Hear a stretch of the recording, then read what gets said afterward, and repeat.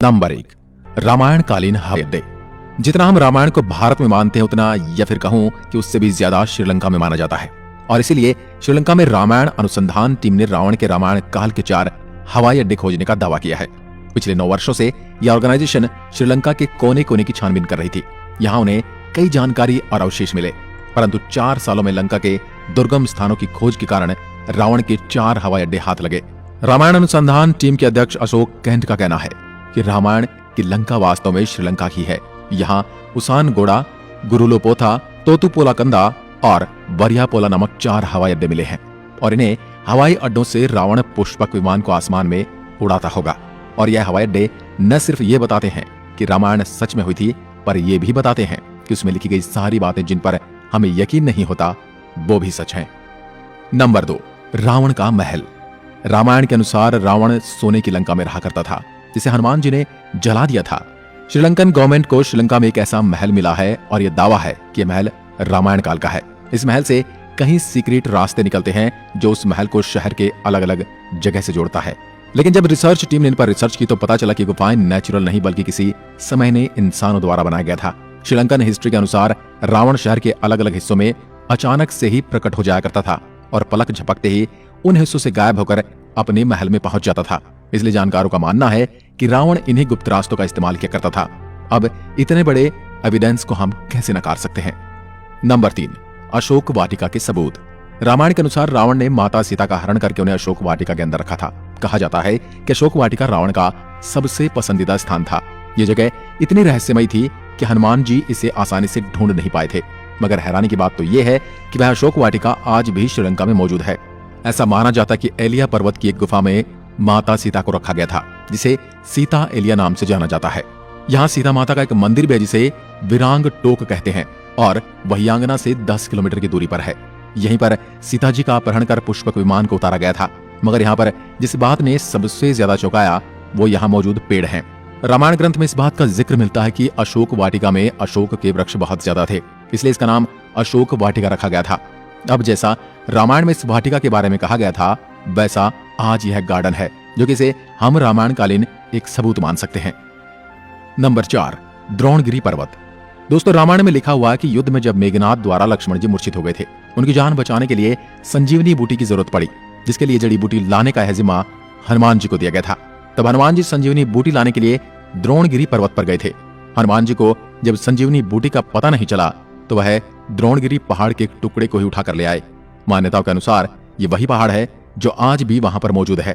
कुछ लोग इसके बारे में कहते हैं कि आज भी उस पर्वत पर वह निशान मौजूद है जहां से हनुमान जी ने उसे तोड़ा था। लेकिन जिस पर्वत का जिक्र रामायण में मिलता है वहां आज मौजूद है। जड़ी बूटी देने के बाद हनुमान जी ने इस पहाड़ के टुकड़े टुकड़े कर इसे श्रीलंका में फेंक दिया था। जहां जहां इस पहाड़ के टुकड़े गिरे वहां के पेड़ पौधे और जड़ी बूटी बाकी जगहों से अलग होती हैं। और सच में श्रीलंका में कई कमाल की जड़ी बूटियां मिलती हैं। श्रीलंका में हिमालय की जड़ी बूटियों का मिलना इस बात का पर्याप्त सबूत है कि लक्ष्मण जी को संजीवनी देने की घटना पूर्ण रूप से सत्य है, क्योंकि ये जड़ी बूटियों के पौधे उस स्थान पर मिले हैं जहां पर लक्ष्मण जी को संजीवनी दी गई थी, जबकि दूसरे हिस्से में इस प्रकार की कोई जड़ी बूटी नहीं मिलती। नंबर 5, राम सेतु। रामायण सच में हुई थी इसका सबसे बड़ा प्रूफ है राम सेतु।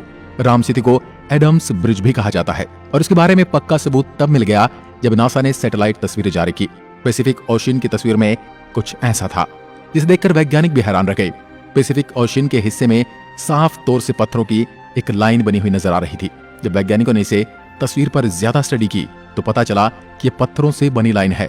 भारत के धनुषकोडी से श्रीलंका के मन्नार द्वीप तक बनी हुई है जो लंबाई में करीब 30 किलोमीटर तक हो सकती है। पैसिफिक ओशियन में जिस हिस्से में नासा के वैज्ञानिकों के पत्थर से बना पुल नजर आया था ये वही जगह है जिसका जिक्र रामायण में मिलता है। और अमेरिका के एक आर्कियोलॉजिकल रिसर्च टीम ने भी अपने रिसर्च में इस बात का दावा किया था कि तमिलनाडु और श्रीलंका के बीच मौजूद राम सेतु वो असल में एक मैन मेड ब्रिज है जो कई हजार साल पहले इंसानों ने बनाया था। माना जाता है 15वीं शताब्दी तक यह पैदल पार करने लायक था, लेकिन इतना ज्यादा समय बीत जाने के कारण यह पुल अपने पूर्ण स्वरूप में नहीं रहा। वैज्ञानिक दृष्टिकोण से इस फैक्ट को हम रामायण के एविडेंस के रूप में देख सकते हैं। नंबर 6, सुग्रीव की गुफा। बाली के डर से सुग्रीव जिस गुफा में रुके थे वह गुफा आज भी मौजूद है। रामायण के अनुसार बाली ने दुंदुभी नामक राक्षस को मारकर उसका शरीर कुछ दूर फेंक दिया था। हवा में उड़ते हुए दुंदुबी के खून की कुछ बूंदें मातंग ऋषि के आश्रम के ऊपर गिर गई।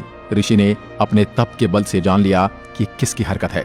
फिर क्रोधित ऋषि ने बाली को श्राप दिया था कि कभी भी ऋषि के पर्वत के क्षेत्र में आएगा तो उसकी मृत्यु हो जाएगी। सुग्रीव को राज्य से निकाले जाने पर वह इसी जगह पर आए थे, क्योंकि वह जानते थे कि बाली यहाँ नहीं आ सकता। यहीं पर उनकी मुलाकात राम जी से भी हुई थी और बाद में राम जी ने बाली का वध किया था और सुग्रीव को किष्किंधा का राज्य सौंप दिया था। और ये सारी गुफाएं आज भी मौजूद हैं। नंबर 7, राम सेतु के पत्थर। भगवान राम ने समुद्र को पार करने के लिए बंदरों की सहायता से लंका तक पुल बना दिया था। कहा जाता है कि इस पुल के माध्यम से श्री राम की पूरी वानर सेना रावण से लड़ने लंका गई थी। मगर हैरानी की बात तो यह है कि राम सेतु में इस्तेमाल किए जाने वाले पत्थर आज भी मौजूद हैं। राम सेतु पुल के पत्थर पानी पर तैरते थे। रामेश्वरम में सुनामी के दौरान कुछ पत्थर जमीन पर आ गए थे। शोधकर्ताओं ने जब उन्हें दोबारा पानी में फेंका तो वह तैर रहे थे, जबकि दूसरे पत्थर पानी में डूब जाते थे। शोधकर्ताओं के अनुसार इसके लिए एक विशेष प्रकार के पत्थर का इस्तेमाल किया गया था, जिसे विज्ञान की भाषा में प्यूमाइस स्टोन कहते हैं। यह पत्थर पानी में नहीं डूबता और तैरने वाला यह पत्थर ज्वालामुखी के लावा से आकार लेते हुए अपने आप बनता है। ज्वालामुखी से बाहर आता हुआ लावा जब वातावरण से मिलता है तो उसके साथ ठंडी या उससे कम तापमान की हवा मिल जाती है। यह गर्म और ठंडे का मिलाप ही इस पत्थर में कई तरह से छेद कर देता है, जिस कारण यह पत्थर पानी में नहीं डूबता। अब इन पत्थरों के पीछे का विज्ञान भी रामायण के समय उनको पता था और उन्होंने इस तकनीक का उपयोग राम सेतु को बनाने में किया था। यह रामायण का एक पुख्ता और मजबूत सबूत है। नंबर 8, जली हुई लंका के सबूत। रामायण ग्रंथ के अनुसार हनुमान जी ने लंका के सोने की नगरी को जला दिया था, मगर अभी कुछ एविडेंस मिले हैं जिन्हें लेकर कहा जा रहा है कि लंका के जलने के सबूत आज भी वहां पर मौजूद हैं।